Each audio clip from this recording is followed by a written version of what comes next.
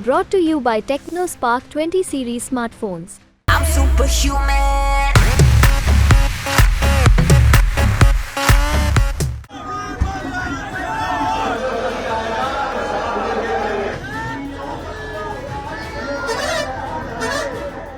जयंत चौधरी और संजीव बालियान दोनों एक साथ मुजफ्फरनगर के कैंपेन में, रोड शो में।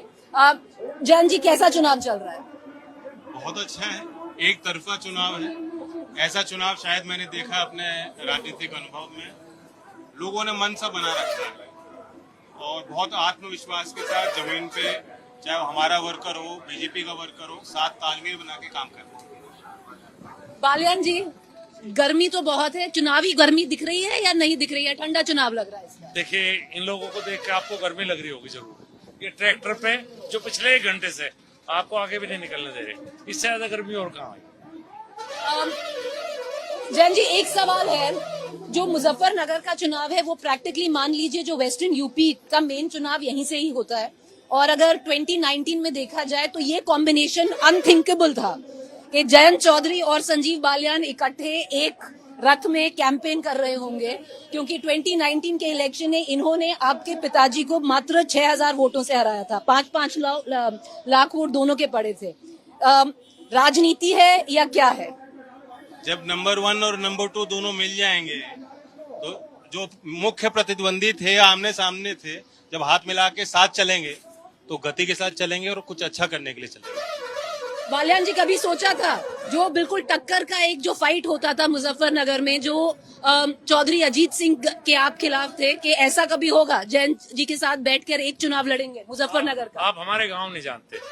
हमारे गांव हमारा किसान यही चाहता था कि दोनों पार्टियां एक हों, क्योंकि यहाँ का जो किसान है, जो भी वर्ग है, वो लोकदल को दिल से प्यार करता है। चौधरी चरण जी ऐसे नायक हैं यहाँ, उन्हें आप ये कह सकते हैं भगवान के बराबर का दर्जा है क्षेत्र। तो लोकदल से भी प्यार करता था और मोदी जी से प्यार करता था। तो जनता की भावनाएं नीचे यही थी कि दोनों दल किसी तरह से एक हो जाए। जैन जी, जैसे ये चुनाव गया है, बिल्कुल अगर 2019 का चुनाव अगर हम देखें बिटवीन आरएलडी और जो बीजेपी में लड़ा गया था, अगर अंग्रेजी में उसे ब्लड फ्यूड टाइप कहेंगे, जो आपका काडर है was completely aligned to the cause of the RLD Ajit Singh, Chaudhary Jayant Singh, आपको लगता है वो वोट ट्रांसफर हो पाएगा बीजेपी को या मुश्किल रहेगा? राजनीति में साथ गठबंधन करने का निर्णय इसलिए लिया जाता है कि आपके कार्यकर्ता, आपके मुद्दे और वो ट्रांसलेट हो वोट में। अगर आप किसी को राजनीतिक ना फायदा ले पा रहे हो ना दे पा रहे हो, आपसे कोई गठबंधन क्यों करेगा? वर्कर इस बात को अच्छी तरह समझता है। अगर वो चाहता है कि लोकदल के मुद्दे आगे हों, मुझे ताकत देना चाहेगा, तो वो जहां हम लोगों ने फैसला लिया वहां उसके पक्ष में मतदान करेगा और कराएगा। जो आपका लोग लड़ रहे हैं वहां मजबूती से लड़ेगा, जहाँ बीजेपी लड़ रही है उसको लड़ाएंगे। पर जो आपका वोटर था जयंत जी, जिसने झंडा लेकर, जो आपका काडर था, बालियान जी के अगेंस्ट कैंपेन किया था, वो इनके फेवर में झंडा उठाएंगे? देखिए, कोई व्यक्तिगत दुश्मनी नहीं होती, मुद्दों के लोग हम राजनीति करते हैं कि हमारे मुद्दे कैसे आगे बढ़ सकते हैं। अब आप किसानों की अगर आप देखें, जो लोकदल का एक मेन सपोर्टर है वो किसान वर्ग है, और उन किसानों के लिए हम कुछ अच्छा करना चाहते हैं। जो सरकार भारत रत्न का जो हाईएस्ट, जो सबसे सर्वोच्च नागरिक अवार्ड है, पुरस्कार है, अगर वो सम्मान चौधरी चरण सिंह जी को सरकार दे रही है, तो इच्छा शक्ति जो उनके किसानों के लिए जो सोच है, जो विजन है, जो प्लानिंग है, वो उसे उन्होंने प्रदर्शित किया है। तो जो सरकार के अच्छे काम रहे, सीधा आज लाभार्थियों को लाभ मिल रहा है। पहले योजना अच्छी लगती थी सुनने में, वो जमीन और धरातल पर कहीं दिखाई नहीं देती थी, सरकारी दफ्तरों में बंद हो जाती थी, सरकारी फाइलों में कैद रह जाती थी। आज जमीन तक वो बातें पहुंच रही हैं और ये सब लोग महसूस करते हैं। हमारे वर्कर भी आके कहते थे कि ये काम सरकार ने अच्छे किए।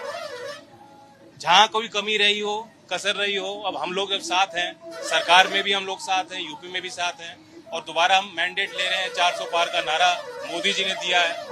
जब उस लक्ष्य को हम पूरा करेंगे तो किसान देश का विश्वास कर सकता है कि 3rd टर्म में मोदी जी और अच्छा काम, बेहतर काम किसान का मेरे वर्ग के लिए करेंगे। बालियान जी, जब 2019 में सपा, आरएलडी, बसपा तीनों को आपने हरा दिया, एक कंबाइन थी, तो इस बार आरएलडी की क्या जरूरत पड़ी? देखिए, पहली बात तो ये समीकरण होते हैं। चौधरी साहब बहुत बड़े नेता थे, मैं उनके सामने मैं हमेशा यही कहता था, बहुत बड़े नेता थे, मैं कुछ नहीं था। समीकरण होती है, परिस्थितियां होती हैं, और आपको इस अलायंस को अगर देखना है जमीन पे उतरा है नहीं उतरा है, तो आप मेरे साथ इसके बाद किसी गांव में चलना। और ये जो दो ट्रैक्टर पर 2 झंडे दिखाई दे रहे हैं, राष्ट्रीय लोकदल का, भारतीय जनता पार्टी का, ये गवाह है कि गठबंधन जमीन पर उतर चुका है और सब लोग एक साथ है। गांव के विवाद समाप्त हुए हमारे यहाँ। बहुत से गांव ऐसे थे जहाँ बहुत दिनों से विवाद चल रहे थे पॉलिटिकल, 1 मिनट नहीं लगी। बल्कि आप ये कहिए पिछले बहुत दिनों से किसी गांव में कोई विवाद नहीं रहा, सबने बैठ के फैसले कर लिए, सब सुलझा डालिए, सब एक परिवार के। असली फायदा गांव के स्तर पर इस गठबंधन का हुआ है। सब विवाद समाप्त है, भाईचारा बहुत अच्छी तरह से। और ये सड़क मैं आपको बता दूं, ये सड़क वो सड़क है जैन चौधरी जी इस पर पदयात्रा की थी समाजवादी पार्टी सरकार ने। मुझे याद है, मैंने इंटरव्यू किया था इनका। ये वही सड़क है, अब ये नेशनल हाईवे है। तो ये बदलाव है और लोग चाहते हैं बदलाव है। और राष्ट्रीय लोकदल के आने के बाद किसान के जो इश्यूज है वो ज्यादा मजबूती के साथ सरकार के सामने रखे जाएंगे और ज्यादा इस पर काम होगा। जयंत जी, बस आखिरी 5 मिनट लूंगी आपके।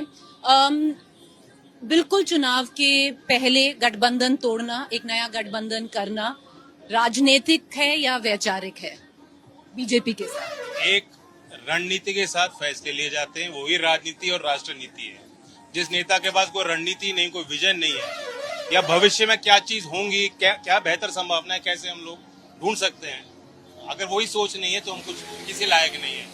मेरे पार्टी के वर्कर मुझसे उम्मीद करते हैं कि राजनीतिक फैसले में ऐसे लूं कि हम लोग सत्ता में हम लोग शामिल हों और हमारे मुद्दे कामयाबी हमें मिले कि मुद्दों का हम हल निकाल पाए, समाधान ढूंढ पाए। और उसी ओर मैंने फैसला लिया। कोई मलाल नहीं है, हमारा कोई व्यक्तिगत झगड़ा है, विवाद नहीं है।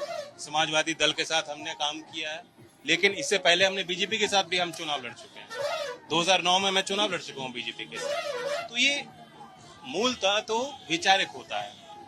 अगर आपके पास विचार नहीं है, कोई विचारधारा को लेकर आप चल नहीं रहे हैं, तो आप सस्टेन नहीं कर सकते लंबे तक।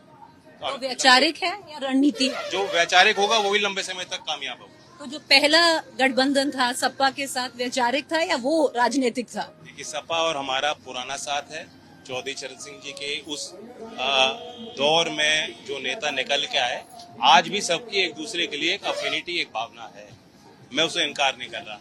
लेकिन जो समाजवादी जिस तरह से आज निर्णय ले रही है, फैसले ले रही है, कहीं कोई भविष्य मुझे उसमें दिखता नहीं है। अभी चुनाव चल रहा है, सिर्फ 7 दिन महज रह गए कैंपेन के पहले चरण के, अभी तक एक सभा वो प्लान नहीं कर पाए। बार बार टिकट चेंज किए गए, कोई चुनाव लड़ने की रणनीति नहीं उनके पास।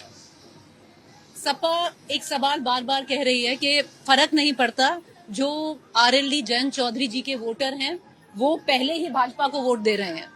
तो अच्छा है, तो फिर हमारे वोटर और उनके वोटर को फर्क ही नहीं है, फिर तो और मजबूती के साथ हम लोग एक हो गए। वो टेंशन ना लें हमारे लिए। मैं आपसे पूछूंगी बालियान साहब, चौधरी चरण सिंह को बहुत मानते हैं, बहुत मानते हैं। चौधरी चरण सिंह का जो लेगेसी मान लीजिए, एक ये भी थी कि सारा समाज को इकट्ठे लेके चलना है। जब भी चौधरी चरण सिंह एक स्टेज पे होते थे, जयंत जी ने आज फिर बोला कि हर समाज का हर व्यक्ति उस स्टेज पर होता था, वो मुसलमान भी था। अब परसेप्शन वाइज कहा जाता है कि मुसलमान थोड़ा बीजेपी के साथ नहीं चलता। आरएलडी क्या वो वोट ला पाएगी या वो वोट छिट जाएगा आरएलडी से? राष्ट्रीय लोकदल के आने के बाद ये एक परिवर्तन हुआ है। काफी बड़ी संख्या में मुस्लिम राष्ट्रीय लोकदल से जुड़े हुए थे और लगाव भी करते थे इस पार्टी का। तो मुझे इस बार पहली बार ऐसा लग रहा है कि पश्चिम उत्तर प्रदेश में बड़ी संख्या में मुस्लिम वोट गठबंधन को उम्मीदवार को मिलेगा। मेरे यहाँ तो मुझे मिल रहे हैं, बाहर का मुझे इतना आइडिया नहीं है, लेकिन इस बार मुजफ्फरनगर लोकसभा है, काफी बड़ी संख्या में मुस्लिम वोट। आप मुस्लिम गांव में जाकर पूछिए, बड़ी संख्या मुस्लिम गठबंधन को वोट देगा इस बार। जो पिछली यूपी के चुनाव रहे वो कम से कम मुजफ्फरनगर क्षेत्र के लिए बढ़िया नहीं थे, क्योंकि उस वक्त ये किसी और के साथ थे और तब कम से कम 4 सीटें आपके पास नहीं आ पाई उस वक्त। आपको लगता है वो समीकरण बदलेगा? तो अब सब साथ आगे ना, इकट्ठी होगी ना सारी सीटें, तो फिर बचा क्या है? इस बार आपको लगता है बिल्कुल कोई दिक्कत ही नहीं है, नल कमल के साथ जाएगा? देखिए, पानी के बाद पहले नल चलेगा, पानी आएगा, फिर कमल खिल जाएगा। बस चलिए, बस 2 सवाल और जैन जी आपसे पूछूंगी, वही सवाल। आपको लगता है जो मुस्लिम वोटर है जो आपके साथ जुड़ा हुआ था, क्योंकि आप अभी अगर एक मैसेजिंग देंगे उनके लिए भी देंगे, हमेशा स्टेज पे जाते हैं उनके लिए भी बोलते हैं। आपको लगता है वो वोटर आपके साथ रहेगा इस गठबंधन के बाद? अभी हम कैराना में मीटिंग करके आए, बहुत बड़ी तादाद में भीड़ में भी वहाँ अल्पसंख्यक मुसलमान दिखाई दे रहे हैं। हमारे वर्कर भी हैं, नेता भी हैं, और हमने उनके लिए काम भी किया है, काम आगे भी करेंगे। मैंने अपने सभी विधायकों को कहा है कि 51%, 51% अपनी निधि वो अल्पसंख्यक जो उनके क्षेत्र में रहते हैं, उस समाज में, और अनुसूचित जात जो वर्ग है, दलित वर्ग है, वहाँ उनके विकास और उत्थान के लिए लगाएं। Thank you Jayant ji that you joined us. Thank you, बहुत शुक्रिया।